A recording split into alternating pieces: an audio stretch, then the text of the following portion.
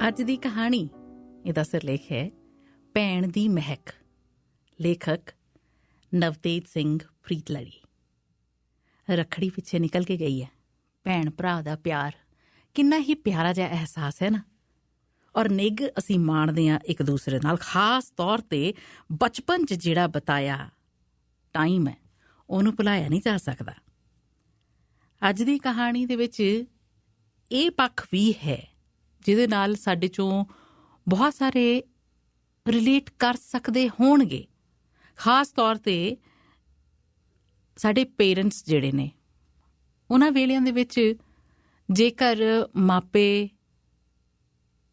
ਆਪਣੇ ਬੱਚਿਆਂ ਦਾ ਪਾਲਣ ਪੋਸ਼ਣ ਨਹੀਂ ਕਰ ਰਹੇ, ਕੋਈ ਨਹੀਂ ਰਿਹਾ ਦੁਨੀਆ ਦੇ ਵਿੱਚ, ਜਾਂ ਪਰਿਵਾਰ ਦੇ ਕੁਝ ਅਜਿਹੇ ਹਾਲਾਤ, ਆਰਥਿਕ ਮੰਦੀ, ਤਾਂ ਫਿਰ ਬੱਚਾ ਜਿਹੜਾ ਆ ਉਹ ਨਾਨਕੀ ਭੇਜ ਦਿੱਤਾ ਜਾਂਦਾ ਸੀ ਕਿ ਉੱਥੇ ਪਲ ਜਾਊਗਾ, ਵੱਡਾ ਹੋ ਜਾਊਗਾ, ਲੈ ਜਾਂਦੇ ਸੀ। ਕੋਈ ਚਾਚੀਆਂ ਤਾਈਆਂ ਨੇ ਪਾਲ ਦੇਣੇ। ਸੋ ਉਹ ਗੱਲ ਜਿਹੜੀ ਕਿ ਮਾਪਿਆਂ ਕੋਲ ਰਹਿ ਕੇ ਹੁੰਦੀ ਹੈ, ਉਹ ਕਿੱਥੇ ਬਣਦੀ ਹੈ।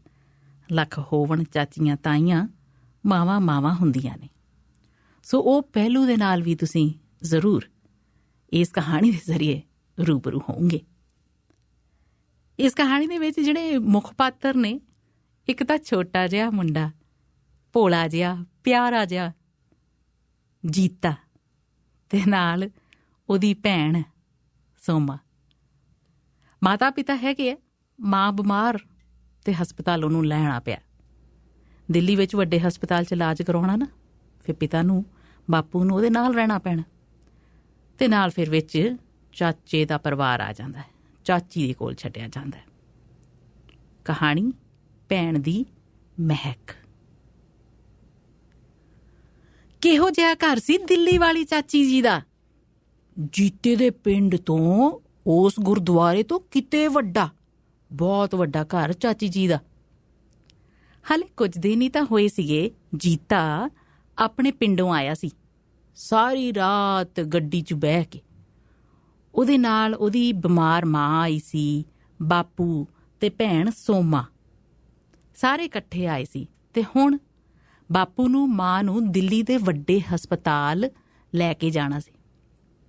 ਮਾਂ ਨੇ ਹਸਪਤਾਲ ਜਾਣ ਲੱਗਿਆਂ ਜੀਤੇ ਨੂੰ ਕਿਹਾ ਸੀ, ਨਾ ਰੋ ਮੇਰਾ ਬੀਬਾ ਵੀਰ ਪੁੱਤਰ, ਸੋਮੀ ਭੈਣ ਜੋ ਹੈਗੀ ਹੈ ਤੇਰੇ ਕੋਲ, ਤੇਰੇ ਦਿੱਲੀ ਵਾਲੇ ਚਾਚੇ ਦੀ ਮਦਦ ਨਾਲ ਮੈਂ ਇਸ ਨਾਮੁਰਾਦ ਬਿਮਾਰੀ ਤੋਂ ਛੇਤੀ ਖਹਿੜਾ ਛੁਡਾ ਲਊਂ ਤੇ ਮੇਰਾ ਮੂੰਹ ਨਰੋਇਆ ਹੋ ਜਾਣਾ।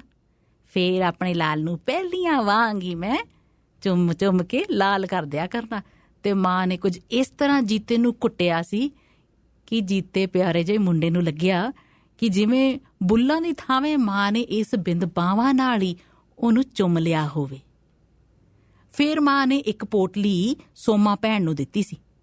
ਪੁੱਤ, ਇਹਦੇ ਵਿੱਚ 2 ਰੱਖੜੀਆਂ ਨੇ।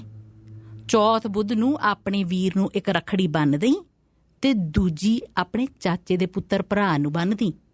ਉਸ ਵਿਚਾਰੇ ਦੀ ਆਪਣੀ ਤਾਂ ਕੋਈ ਭੈਣ ਹੈ ਨਹੀਂ।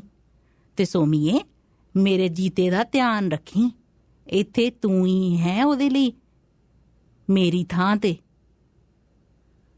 ਜਦੋਂ ਮਾਂ ਨੇ ਆਪਣੀ ਥਾਂ ਭੈਣ ਨੂੰ ਸੌਂਪੀ ਤਾਂ ਜੀਤੇ ਨੂੰ ਜਾਪਿਆ ਸੀ ਕਿ ਕੋਈ ਕਾਲਾ ਜਿਹਾ ਬੇਡੌਲ ਪਰਛਾਵਾਂ ਮਾਂ ਵੱਲ ਵੱਧ ਕੇ ਆਇਆ ਤੇ ਉਹਨੂੰ ਦੂਰ ਕਿਤੇ ਧਰੂਹੀ ਲਿਜਾ ਰਿਹਾ। ਪਰਛਾਵਾਂ ਜਿਹੋ ਜਿਹਾ ਡਰਾਉਣੀਆਂ ਕਹਾਣੀਆਂ 'ਚ ਹੁੰਦਾ। ਡਰ ਜਿਹਾ ਗਿਆ ਜੀਤਾ, ਤੇ ਆਪਣੇ ਪਿੰਡ ਤੋਂ ਵੀ ਕਿਤੇ ਵੱਡੇ ਘਰ 'ਚ ਜੀਤੇ ਕੋਲ ਹੁਣ ਸਿਰਫ ਸੋਮਾ ਭੈਣ ਹੀ ਰਹਿ ਗਈ ਸੀ। ਉਂਝ ਤਾਂ ਕਹਿਣ ਨੂੰ ਚਾਚੇ ਚਾਚੀ ਦੇ ਘਰ ਹੈ ਤੇ ਨਾਲ ਉਹਦਾ ਚਾਚੇ ਦਾ ਮੁੰਡਾ ਭਰਾ ਵੀ ਹੈ, ਪਰ ਇਉਂ ਹੀ ਜਾਪਦਾ ਸੀ ਕਿ ਇੱਥੇ ਕੋਈ ਹੋਰ ਨਹੀਂ। ਹੁਣ ਇਸ ਘਰ 'ਚ ਸਿਰਫ ਉਹਦੀ ਆਪਣੀ ਸੋਮਾ ਭੈਣ ਹੀ ਹੈ ਜਿਹਦਾ ਜੀਤੇ ਨੂੰ ਆਸਰਾ ਹੈ। ਹੁਣ ਜੀਤਾ ਸੋਮਾ ਭੈਣ ਦੇ ਨਾਲ ਚਾਚੀ ਹੋਣਾ ਦੇ ਵੱਡੇ ਸਾਰੇ ਘਰ ਦੇ ਵਿੱਚ ਰਹਿਣ ਲੱਗ ਗਿਆ। ਮਾਂ ਬਿਮਾਰ ਹੈ, ਬਾਪੂ ਨੇ ਹਸਪਤਾਲ 'ਚ ਉਹਦੇ ਨਾਲ ਰਹਿਣਾ, ਤੇ ਫਿਰ ਚਾਚੀ ਦੇ ਕੋਲ ਰਹਿੰਦੇ ਆ ਕਿਸ ਤਰ੍ਹਾਂ ਉਹ ਆਪਣੇ ਦਿਨ ਕੱਢ ਰਹੇ ਆ। ਆਪਣੇ ਪਿੰਡ ਤੋਂ ਵੀ ਕਿਤੇ ਵੱਡਾ ਘਰ, ਜੀਤੇ ਕੋਲ ਸਿਰਫ ਸੋਮਾ ਭੈਣ ਹੀ ਤਾਂ ਸੀ। ਉਂਝ ਤਾਂ ਇਸ ਘਰ 'ਚ ਹੋਰ 2 ਕੁੱਤੇ ਸੀ, ਚਾਚੀ ਜੀ ਸਨ, ਚਾਚੀ ਜੀ ਦਾ ਇੱਕ ਪੁੱਤਰ, ਇੱਕੋ ਇੱਕ ਪੁੱਤਰ ਜਿਹਨੂੰ ਉਹ ਕਾਕਾ ਜੀ ਕਹਿ ਕੇ ਬੁਲਾਉਂਦੇ ਸੀ। ਤੇ ਉਹਨਾਂ ਦੇ ਕਿੰਨੇ ਹੀ ਸਾਰੇ ਨੌਕਰ ਨੌਕਰਾਣੀਆਂ ਜਿਹੜੇ ਕਾਕਾ ਜੀ ਨੂੰ ਛੋਟਾ ਸਾਹਿਬ ਕਹਿ ਕੇ ਬੁਲਾਉਂਦੇ ਸੀ। ਜਿਹੜੇ ਚਾਚਾ ਜੀ ਹੈ ਉਹ ਤਾਂ ਰੋਜ਼ ਸਵੇਰੇ ਇੱਕ ਵੱਡੀ ਸਾਰੀ ਮੋਟਰ 'ਚ ਬਹਿ ਕੇ ਬਾਹਰਲੇ ਫਾਟਕ ਵਿੱਚੋਂ ਦੀ ਨਿਕਲ ਜਾਂਦੇ ਹੁੰਦੇ ਸੀ। ਉਦੋਂ ਉਸ ਵਿੱਚੋਂ ਬੜੀ ਸੋਹਣੀ ਆਵਾਜ਼ ਆਉਂਦੀ ਸੀਗੀ, ਜਾਂਦੇ ਜਾਂਦੇ ਗੱਡੀ 'ਚ ਗੀਤ ਜੋ ਲੱਗੇ ਹੁੰਦੇ ਸੀ। ਤੇ ਉਹਦੇ ਮਗਰੋਂ ਸਾਰਾ ਦਿਨ ਇਸ ਘਰ ਵਿੱਚ ਕੋਈ ਹੋਰ ਸੋਹਣੀ ਆਵਾਜ਼ ਸੁਣਨ ਨੂੰ ਮਿਲਦੀ ਨਹੀਂ ਸੀ। ਚਾਚੀ ਜੀ ਤਾਂ ਘੱਟ ਹੀ ਉਹਨਾਂ ਨਾਲ ਬੋਲਦੇ ਹੁੰਦੇ ਸੀ। ਸੋਮਾ ਤੇ ਜੀਤਾ ਆਪਣੇ ਹੀ ਬੈਠੇ ਰਹਿੰਦੇ। ਚਾਚੀ ਜੀ ਜੇ ਬੋਲਦੇ ਵੀ ਤਾਂ ਬਸ ਅੰਦਰ ਪੈਰ ਪੂੰਝ ਕੇ ਆ, ਕੁਰਸੀ ਉੱਤੇ ਚੌਂਕੜੀ ਨਾ ਮਾਰ, ਪਾਣੀ ਪੀਂਦਿਆਂ ਗਟਗਟ ਨਾ ਕਰਿਆ ਕਰ, ਦਿਸਦਾ ਨਹੀਂ ਤੈਨੂੰ ਅੱਖਾਂ ਨੇ ਕਿੱਟੇ 'ਚ ਬਟਨ? ਇਹ ਕੋਈ ਚੁੱਲ੍ਹਾ ਥੋੜ੍ਹੀ ਹੈ, ਇਹ ਤਾਂ ਅੰਗੀਠੀ ਹੈ, ਤੁਹਾਨੂੰ ਵੀ ਨਾ ਵਰਤਣਾ ਨਹੀਂ ਆਉਂਦਾ, ਪੇਂਡੂ ਗਵਾਰ ਨਾ ਹੋਣ ਤਾਂ। ਚਾਚੀ ਨੇ ਬੜੇ ਸੋਹਣੇ ਫੁੱਲਾਂ ਵਾਲੇ ਕੱਪੜੇ ਪਾਏ ਹੋਏ ਸੀ, ਪਰ ਉਹਨਾਂ ਦੇ ਬੋਲ ਹਮੇਸ਼ਾ ਹੀ ਕੰਢਿਆਂ ਵਾਂਗ ਚੁੱਭਦੇ ਰਹਿੰਦੇ ਸੀ, ਜਿੱਦਾਂ ਕੰਢੇ ਹੀ ਕੰਢੇ ਹੋਣ। ਕਾਕਾ ਜੀ, ਜਿਹਨੂੰ ਛੋਟਾ ਸਾਹਿਬ ਵੀ ਕਹਿੰਦੇ ਸੀ, ਭਾਵੇਂ ਜੀਤੇ ਦੇ ਹਾਣ ਦਾ ਹੀ ਸੀ, ਪਰ ਉਹ ਉਹਦੇ ਨਾਲ ਉੱਕਾ ਹੀ ਨਹੀਂ ਸੀ ਖੇਡਦਾ। ਕਾਕਾ ਜੀ ਕੋਲ ਬਹੁਤ ਸਾਰੇ ਖਿਡੌਣੇ ਸਨ, ਬਾਜੀਆਂ ਵੀ ਕਹਿੰਦੇ ਆ ਖਿਡੌਣਿਆਂ ਨੂੰ।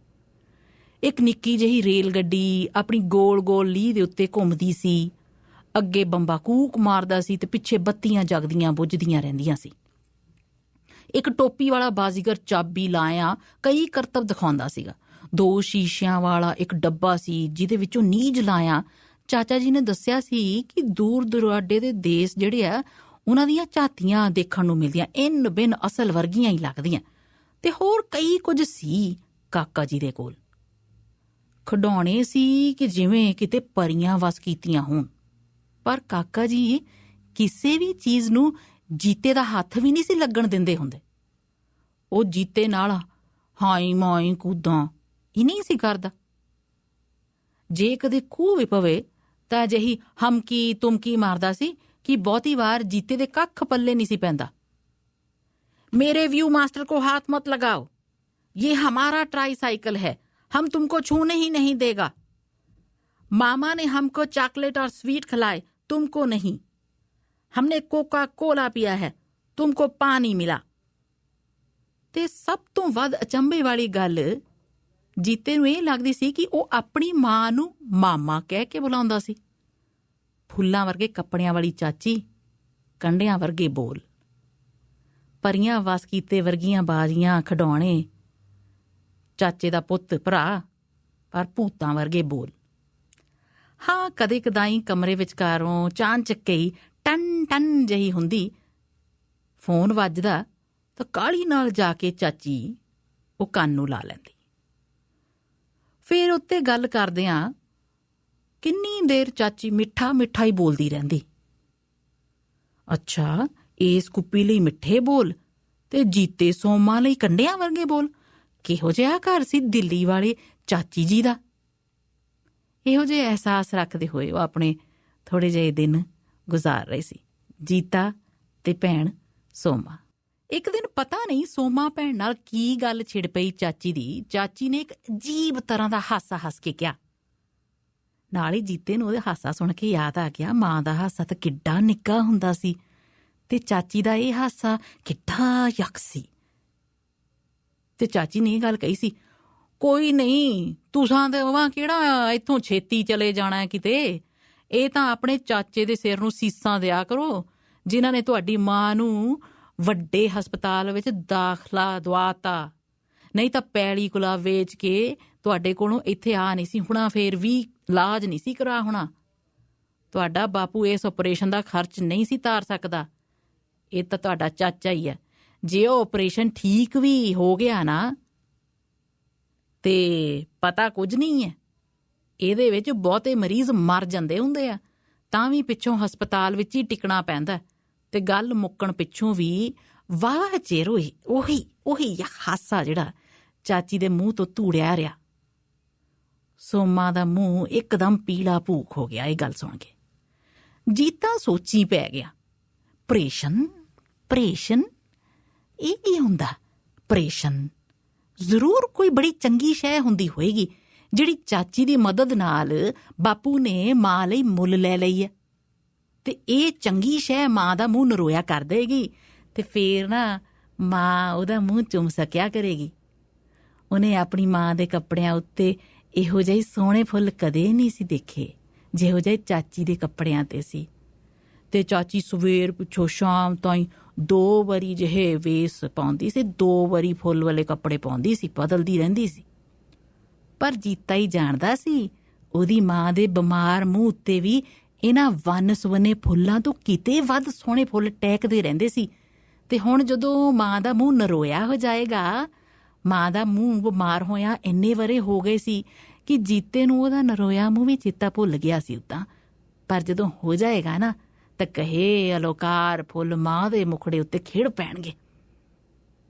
ਪਰ ਉਹ ਮਰੀਜ਼ ਕੀ ਹੁੰਦੇ ਨੇ ਜਿਹੜੇ ਚਾਚੀ ਨੇ ਕਿਹਾ ਸੀ ਮਰ ਜਾਂਦੇ ਐ, ਤੇ ਸੋਮਾ ਭੈਣ ਦਾ ਮੂੰਹ ਪੀਲਾ ਪੈ ਗਿਆ ਸੀ। ਮਾਂ ਤੇ ਜੀਤੇ ਨੂੰ ਫੇਰ ਉਹੀ ਕਾਲਾ ਜਿਹਾ ਪਰਛਾਵਾਂ ਦਿਸਿਆ, ਪਰਛਾਵਾਂ ਜਿਹੋ ਜਿਹਾ ਡਰਾਉਣੀਆਂ ਕਹਾਣੀਆਂ 'ਚ ਹੁੰਦਾ। ਉਹਨੇ ਸੋਮਾ ਦਾ ਹੱਥ ਘੁੱਟ ਕੇ ਫੜ ਲਿਆ। ਇੱਥੇ ਸੋਮਾ ਭੈਣ ਹੀ ਤਾਂ ਮਾਂ ਦੀ ਥਾਂ ਤੇ ਸੀ। ਬਾਹਰੋਂ ਕਿਤੋਂ ਕਾਕਾ ਜੀ ਅੰਦਰ ਆ ਗਿਆ। ਉਹਦੇ ਨਾਲ ਉਹਦਾ ਇੱਕ ਬੇਲੀ ਸੀ। ਚਾਚੀ ਜੀ ਨੇ ਦੋਵਾਂ ਨੂੰ ਬੜਾ ਲਾਡ ਕੀਤਾ। ਫਿਰ ਕਾਕਾ ਜੀ ਤੇ ਉਹਦਾ ਬੇਲੀ ਦੋਨੋਂ ਜਣੇ ਬਾਹਰ ਬਰਾਂਡੇ 'ਚ ਖੇਡਣ ਚਲੇ ਗਏ। ਕਾਕਾ ਜੀ ਨੇ ਸਭ ਖਿਡੌਣੇ ਆਪਣੇ ਦੋਸਤ ਸਾਹਮਣੇ ਢੇਰੀ ਕਰ ਦਿੱਤੇ। ਉਹੀ ਸਭ ਖਿਡੌਣੇ ਜਿਨ੍ਹਾਂ ਨੂੰ ਜੀਤਾ ਹੱਥ ਵੀ ਨਹੀਂ ਸੀ ਲਾ ਸਕਦਾ ਹੁੰਦਾ। ਜੀਤਾ ਵੀ ਬਰਾਂਡੇ 'ਚ ਚਲਾ ਗਿਆ ਉਹਨਾਂ ਦੋਹਾਂ ਨੂੰ ਖੇਡਦਿਆਂ ਵੇਖ ਕੇ। ਜੀਤਾ ਕੁਝ ਵਿੱਤ ਤੇ ਖੜਾ ਦੇਖਣ ਲੱਗ ਗਿਆ। ਆਪਣੇ ਹਾਣ ਦੇ ਦੋਵਾਂ ਮੁੰਡਿਆਂ ਵੱਲ ਤੱਕਦਾ ਰਿਹਾ। ਜੀਤੇ ਦੇ ਚਿੱਤ 'ਚ ਵੀ ਲੂਰੀਆਂ ਉੱਠ ਰਹੀਆਂ ਸੀ ਕਿ ਹਾਏ ਮੈਨੂੰ ਵੀ ਖੜਾ ਲਓ। ਕਦੇ ਉਹ ਵੀ ਉਸ 3 ਪਹੀਆਂ ਵਾਲੇ ਨਿੱਕੇ ਜਿਹੇ ਆਪਣੇ ਮੇਚ ਦੇ ਸਾਈਕਲ ਉੱਤੇ ਬਿੰਦ ਕੁ ਹੂਟਾਈ ਲੈ ਸਕੇ। ਤੇ ਜਦੋਂ ਉਹ ਦੋਵੇਂ ਯਾਰ ਡੱਬੇ ਵਿੱਚ ਨੀਝ ਲਾ ਕੇ ਮੂਰਤਾਂ ਵੇਖਦੇ ਪਏ ਸੀ ਤਾਂ ਜੀਤਾ ਉਹਨਾਂ ਦੇ ਮੂੰਹਾਂ ਤੋਂ ਪਲੋ ਪਲੀ ਵੱਧਦੀ ਖੁਸ਼ੀ ਤੱਕ ਕੇ ਲਲਚਾ ਰਿਹਾ ਸੀ ਕਿ ਪਤਾ ਨਹੀਂ ਕੀ ਵੇਖ ਲਿਆ ਇਹਨਾਂ ਨੇ। ਉਹਦੀ ਸੋਚ ਅਤਾ ਪਤਾ ਪਈ ਲੱਭਦੀ ਪਈ ਸੀ। ਇਸ ਡੱਬੇ ਵਿੱਚ ਕੀ ਸੀ? ਰਾਣੀਆਂ ਸੀ, ਪਰੀਆਂ ਸੀ, ਸੁਰਗਾਂ ਦੇ ਬਾਗ ਸੀ, ਮਾਂ ਦਾ ਨਰੋਇਆ ਮੁਖੜਾ ਸੀ। ਇੰਨੇ ਨੂੰ ਕਾਕਾ ਜੀ ਦੇ ਦੋਸਤ ਨੇ ਪੁੱਛ ਲਿਆ, ਇਹ ਲੜਕਾ ਕੌਣ ਹੈ? ਕਾਕਾ ਜੀ ਨੇ ਆਪਣੇ ਦੋਸਤ ਨੂੰ ਚੱਕ ਕੇ ਜਵਾਬ ਦਿੱਤਾ, ये हमारे चाचा का ये नौकर है। ये इस तरह क्यों खड़ा है? इसकी माँ अस्पताल में है। मामा बोलती थी वो मर जाएगी। जीता एकदम डर गया। इसको क्या हुआ? कुछ पगला भी है ये। कुरलांदा रोंदा जीता भज के अंदर अपनी भैन सोमा नाल जा चंबड़िया। चाची फिकर नाल बाहर दौड़ के आई कि पता नहीं काका जी नूं की हो गया। ਉੱਥੇ ਕਾਕਾ ਜੀ ਤੇ ਉਹਦਾ ਦੋਸਤ ਖੇਡ ਕੇ ਹੱਸ ਰਹੇ ਸੀ ਆਪਣੀ ਕੀਤੀ ਗੱਲ ਤੇ। ਚਾਚੀ ਨੂੰ ਤਸੱਲੀ ਹੋਈ ਕਿ ਹਾਏ ਸ਼ੁਕਰ ਹੈ ਕਾਕਾ ਜੀ ਨੂੰ ਨਹੀਂ ਕੁਝ ਹੋਇਆ। ਪਰ ਬੜੇ ਰੋਹ ਵਿੱਚ ਜੀਤੇ ਨੂੰ ਆ ਕੇ ਕਹਿਣ ਲੱਗੀ, ਗਵਾਰ ਨਾ ਹੋਵੇ ਤਾਂ ਤੂੰ ਤੇ ਮੇਰਾ ਤਰਾ ਹੀ ਕੱਢ ਦਿੱਤਾ ਸੀ। ਮੈਂ ਸੋਚਿਆ ਕਿਤੇ ਕਾਕਾ ਜੀ ਨੂੰ ਕੁਝ ਹੋ ਗਿਆ ਹੈ। ਤੇ ਫੇਰ ਕੁਝ ਚਿਰ ਪਿੱਛੋਂ ਜਦੋਂ ਜੀਤਾ ਰੋਣੋਂ ਹਟਿਆ ਹੀ ਨਹੀਂ ਤੇ ਚਾਚੀ ਫੇਰ ਬੋਲੀ, ਕੀ ਫੱਟ ਪਿਆਈ ਕਿ ਇੰਜ ਰੋਈ ਜਾਣਾ ਹੈ, ਕੁਝ ਮੂੰਹੋਂ ਬਿਰਕੇਗਾ ਵੀ। ਪਰ ਜੀਤਾ ਆਪਣੀ ਭੈਣ ਨੂੰ ਚੰਬੜ ਕੇ ਬਸ ਰੋਈ ਗਿਆ। ਰੋਣੀ ਸੀ ਕਿ ਜਿਵੇਂ ਕੋਈ ਕੜਪਾਟ ਪਿਆ ਹੋਵੇ। ਰਾਤੀ ਜਾ ਕੇ ਕਿਤੇ ਜੀਤੇ ਨੇ ਆਪਣੀ ਭੈਣ ਨੂੰ ਉਹ ਸਭ ਕੁਝ ਦੱਸਿਆ ਜੋ ਕਾਕੇ ਨੇ ਆਪਣੇ ਦੋਸਤ ਨੂੰ ਕਿਹਾ ਸੀ ਮਾਂ ਬਾਰੇ। ਭੈਣ ਤੇ ਭਰਾ ਇੱਕੋ ਮੰਜੀ ਉੱਤੇ ਲੇਟੇ ਹੋਏ ਸੀ। ਉਹਨਾਂ ਦੋਵਾਂ ਨੇ ਇੱਕ ਮੰਜੀ ਚਾਚੀ ਨੇ ਆਪਣੇ ਟੱਬਰ ਦੀਆਂ ਮੰਜੀਆਂ ਤੋਂ ਦੂਰ ਇੱਥੇ ਘਾਹ ਉੱਤੇ ਡਾਈ ਹੋਈ ਸੀ। ਜੀਤੇ ਨੇ ਜੋ ਦੱਸਿਆ ਉਹ ਸੁਣ ਕੇ ਸੋਮਾ ਭੈਣ ਕੰਬ ਗਈ। ਸੋਮਾ ਦੇ ਹੰਝੂ ਆਪਣੇ ਵੀਰ ਦੇ ਵਾਲਾਂ 'ਚ ਡੁੱਲਦੇ ਰਹੇ। ਫੇਰ ਸੋਮਾ ਨੇ ਆਪਣੇ ਆਪ ਨੂੰ ਝੰਜੋੜਿਆ, ਮੈਂ ਹੀ ਤਾਂ ਇਹਦੇ ਲਈ ਮਾਂ ਦੀ ਥਾਂ ਆ ਇੱਥੇ। ਮਾਂ ਨੇ ਮੈਨੂੰ ਜ਼ਿੰਮੇਵਾਰੀ ਦਿੱਤੀ ਮੇਰੇ ਜੀਤੇ ਵੀਰ ਦੀ। ਨਾ ਵੀਰ ਮੇਰਾ ਪਿਆਰਾ ਜਾ ਮੇਰਾ ਵੀਰ, ਉਹ ਸਭ ਝੂਠ ਬੋਲਦਾ ਹੈ। ਜਿੱਡਾ ਇਹ ਝੂਠ ਹੈ ਕਿ ਤੂੰ ਉਹਦੇ ਚਾਚੇ ਦਾ ਨੌਕਰ ਹੈ, ਓਡਾ ਹੀ ਇਹ ਝੂਠ ਹੈ ਕਿ ਸਾਡੀ ਮਾਂ। ਤੇ ਸੋਮਾ ਨੇ ਆਪਣੇ ਵੀਰ ਨੂੰ ਜੱਫੀ 'ਚ ਘੁੱਟ ਲਿਆ। ਵੀਰ ਦੇ ਸਰੀਰ ਵਿੱਚ ਦੱਬੀਆਂ ਸਿਸਕੀਆਂ ਭੈਣ ਦੇ ਸਰੀਰ ਵਿੱਚ ਸਿਸਕਣ ਲੱਗ ਪਈਆਂ। ਕੁਝ ਚਿਰ ਪਿੱਛੋਂ ਅਡੋਲ ਹੋ ਕੇ ਸੋਮਾ ਨੇ ਕਿਹਾ, ਕੱਲ ਮੇਰਾ ਵੀਰ ਬੁੱਧਵਾਰ ਹੈ, ਮੈਂ ਵੀਰ ਤੈਨੂੰ ਕੱਲ ਰੱਖੜੀ ਬੰਨਾਂਗੀ। ਫੇਰ ਜੀਤਾ ਬੋਲਿਆ, ਭੈਣ ਚਾਚੀ ਦੇ ਪੁੱਤ ਨੂੰ ਵੀ ਤੂੰ ਰੱਖੜੀ ਬੰਨੇਂਗੀ? ਨਹੀਂ, ਉਹਨੂੰ ਮੈਂ ਕਦੇ ਵੀ ਨਹੀਂ ਬੰਨਾਂਗੀ। ਜੇ ਚਾਚੀ ਵੀ ਜ਼ੋਰ ਲਾਏ ਤਾਂ ਵੀ ਨਹੀਂ। ਨਹੀਂ, ਉੱਕਾ ਨਹੀਂ ਮੇਰੇ ਵੀਰ, ਸਹੁੰ ਖਾ। ਮੈਨੂੰ ਆਪਣੇ ਵੀਰ ਦੀ ਸਹੁੰ ਹੈ। ਤੇ ਹੁਣ ਜੀਤੇ ਨੇ ਪੂਰੇ ਭਰੋਸੇ ਨਾਲ ਸੋਮਾ ਨੂੰ ਕੁੱਟ ਲਿਆ। 100 ਖਿਡੌਣੇ ਪਏ ਹੁਣ ਉਸ ਕਾਕਾ ਜੀ ਕੋਲ, ਪਰ ਉਹਦੇ ਕੋਲ ਕੋਈ ਭੈਣ ਨਹੀਂ ਹੈ। ਮੇਰੇ ਕੋਲ ਮੇਰੀ ਭੈਣ ਹੈ। ਉਹਨੂੰ ਰੱਖੜੀ ਕੌਣ ਬੰਨੇਗਾ? ਵੀਰ, ਮੇਰਾ ਪਿਆਰਾ ਵੀਰ, ਹੁਣ ਜੀ ਤੇ ਹੁਣ ਇੱਕ ਵਾਰੀ ਹੱਸ ਕੇ ਤਾਂ ਦਿਖਾ ਦੇ ਆਪਣਾ ਮੁਖੜਾ। ਰੋਣੀ ਸੂਰਤ ਨਾਲ ਸਵੀਏ ਤਾਂ ਮਾਂ ਕਹਿੰਦੀ ਹੁੰਦੀ ਹੈ, ਰਾਤ ਰੁੱਸ ਜਾਂਦੀ ਆ। ਵੀਰ ਮੁਸਕਰਾ ਪਿਆ ਹੁਣ ਤਾਂ। ਭੈਣ ਵੀ ਮੁਸਕਰਾ ਪਈ, ਉਹਦਾ ਪਿਆਰਾ ਜਿਹਾ ਚਿਹਰਾ ਮੁਸਕਰਾਉਂਦਾ ਵੇਖ ਕੇ। ਉਹਨਾਂ ਦੀ ਮੰਜੀ ਦੇ ਨੇੜੇ ਮਹਿਕਦੇ ਫੁੱਲ ਲੱਗੇ ਹੋਏ ਸੀ। ਜੀਤਾ ਆਪਣੀ ਭੈਣ ਦੀ ਜੱਫੀ 'ਚ ਫੁੱਲਾਂ ਦੀ ਮਹਿਕ ਤੇ ਭੈਣ ਦੀ ਮਹਿਕ ਵਿੱਚ ਵੇਰਵਾ ਹੀ ਨਹੀਂ ਸੀ ਕਰ ਰਿਹਾ। ਇਹ ਸੀ ਮੇਰੀ ਭੈਣ ਦੀ ਮਹਿਕ।